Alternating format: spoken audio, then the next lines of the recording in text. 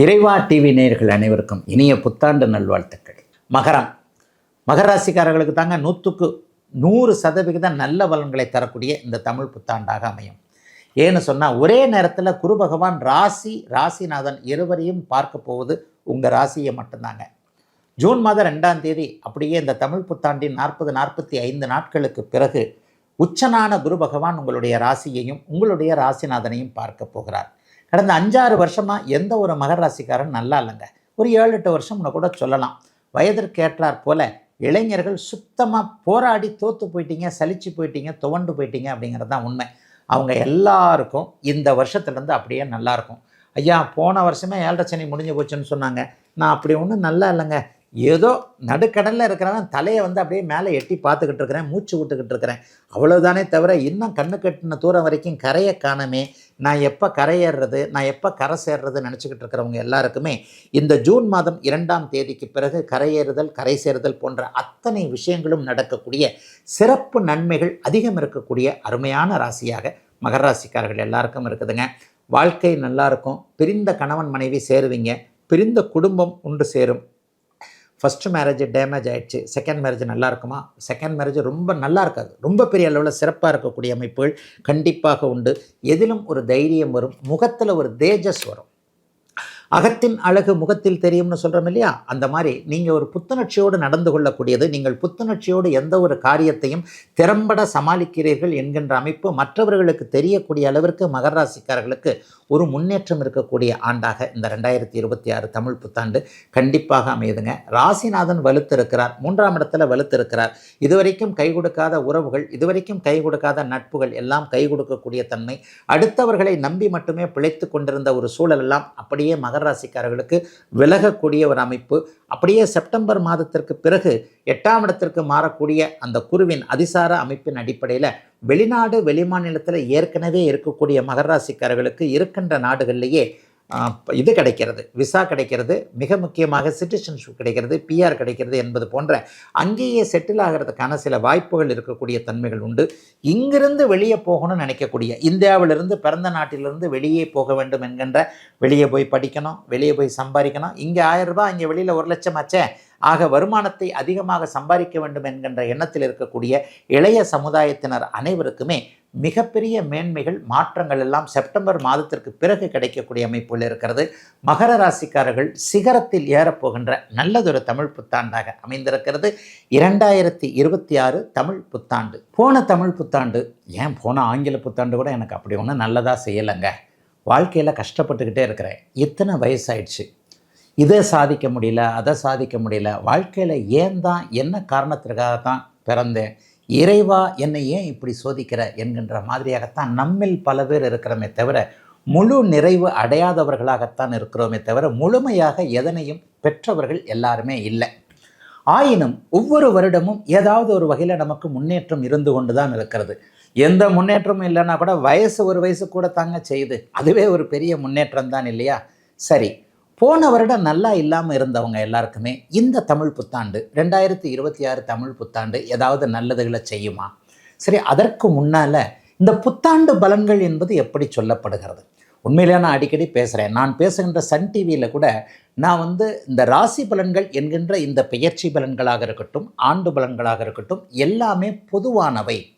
ஒரு 30 அல்லது 40% மட்டுமே அத்தனை ராசிக்காரர்களுக்கும் பொருந்தி வருவதாக இருக்கக்கூடியது அப்படின்றத அடிக்கடி சொல்கிறேன். இதுதான் உண்மையும் கூட.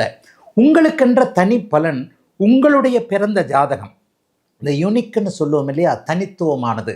எப்படி ஒவ்வொருவருடைய கை ரேகை என்பது, ஒரு ரேகை யாருக்குமே இன்னொருவருக்கு இருக்காதோ, பல கோடி மக்கள் பிறக்கிறோம். இந்த பல கோடி மக்களில் ஒருவருக்கு இருக்கக்கூடிய ஒரு ரேகை இன்னொருவருக்கு இல்லவே இல்லை என்பதை விஞ்ஞானம் நிரூபித்த ஒன்று.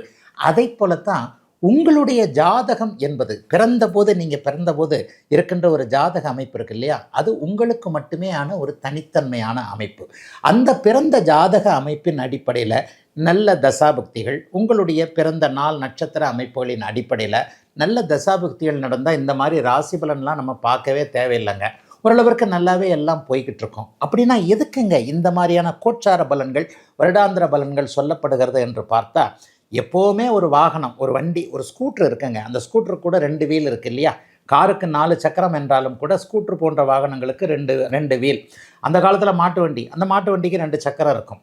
அப்போ இப்போ நான் சொன்ன பிறந்த ஜாதக அமைப்பு ஒரு சக்கரம் என்றால், இன்றைக்கு இந்த வருடாந்திர பலன்கள் என்று சொல்லப்படக்கூடிய இன்றைய நிலையில் கோச்சாரங்கள் மாறிக்கொண்டிருக்கின்ற இன்னைக்கு நிலைமையில், அதாவது பலன்கள் என்பதே பிறந்த ஜாதகத்தின் அடிப்படையில் நீங்கள் பிறந்த அன்று ஃப்ரீஸ் பண்ணப்பட்ட அந்த ஜாதக அமைப்பின் அடிப்படையில் உள்ள பலனை இன்றைக்கு மாறிக்கொண்டே, அதாவது மாறவே மாறாத பிறந்த ஜாதகத்தை கொண்டும் மாறிக்கொண்டே இருக்கக்கூடிய இன்றைய நிலை அமைப்புகளை வைத்துதாங்க சொல்லப்படுகிறதாங்க இந்த ஜாதக பலன். ஆகவே கோச்சார பலன்களும் அவசியம்.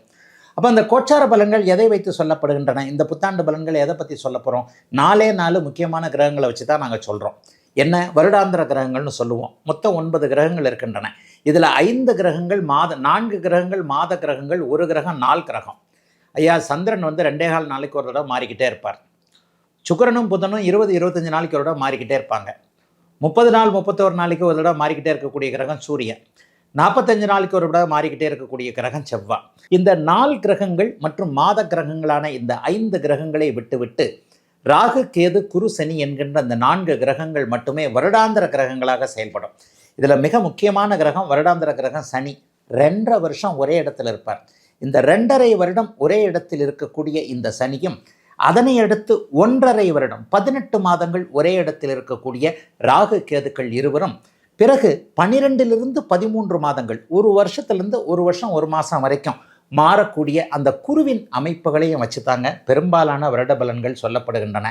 இந்த 2026 தமிழ் புத்தாண்டில் ஏதாவது இந்த வருடாந்திர கிரகங்கள் மாற்றங்கள் இருக்குதா அப்படின்னு கேட்டிங்கன்னா நிச்சயமாக இருக்குதுங்க. அதை வச்சு தான் சில பலன்கள் சொல்லப்படுகிறது. என்ன பலன்கள், என்ன மாற்றங்கள் இருக்கிறது? ஏப்ரல் 14ஆம் தேதி 15ஆம் தேதி தமிழ் புத்தாண்டு பிறந்திருது இல்லையா? அதனை அடுத்த 1.5 மாதங்களில் ஜூன் மாதம் 2ஆம் தேதி குருப்பெயர்ச்சி நடக்குது. இந்த குருப்பெயர்ச்சி மிக உயர்வான ஒரு குருப்பெயர்ச்சிங்க. 12 வருடங்களுக்கு ஒரு முறை மட்டுமே உச்சம் என்கின்ற அதி உன்னத நிலையை அடையக்கூடிய குரு பகவான் இந்த தமிழ் புத்தாண்டில் தாங்க அதி உன்னத நிலையான உச்சம் என்கின்ற அமைப்பை அடைகிறார். அதுக்கப்புறம் 3 மாதம் அதிசார முறையில் முன்ன பின்ன போயிட்டு வருவார்னு வைங்க. இருந்தாலும் அவர் அதிக உயர்நிலையில் இருக்கிறார். குருவின் தயவால் இந்த வருடம் உலகத்தில் இருக்கக்கூடிய அத்தனை மக்களுக்கும், எல்லா ராசிக்காரர்களுக்கும் சேர்த்து நல்ல பலன்கள் கண்டிப்பாக இருக்கும். அதனை அடுத்து ஒரு 5 மாதம் கழித்து ஆங்கில அமைப்பில் டிசம்பர் மாதம் 5ஆம் தேதி ராகு கேது பயிற்சி நடக்குது. இதுவும் இந்த தமிழ் புத்தாண்டுடைய ஒரு பாதிப்புகளை, சாதக பாதகங்களை கொடுக்கக்கூடிய அமைப்பு. சனிப்பெயர்ச்சி இருக்குங்களா? இல்லைங்க. சனிப்பெயர்ச்சி இந்த புத்தாண்டில் கண்டிப்பாக கிடையாது. சனி மீன வீட்டிலேயே மீனராசிக்காரர்களுக்கு ஜென்மச்சனியாகவும் சிம்ம ராசிக்காரர்களுக்கு அஷ்டமச்சனியாகவும் இருக்கின்ற நிலையில் இருக்கிறார். அவர் மற்ற ராசிக்காரர்களுக்கு பெரிய பாதிப்புகளை கொடுக்க போகிறதில்ல.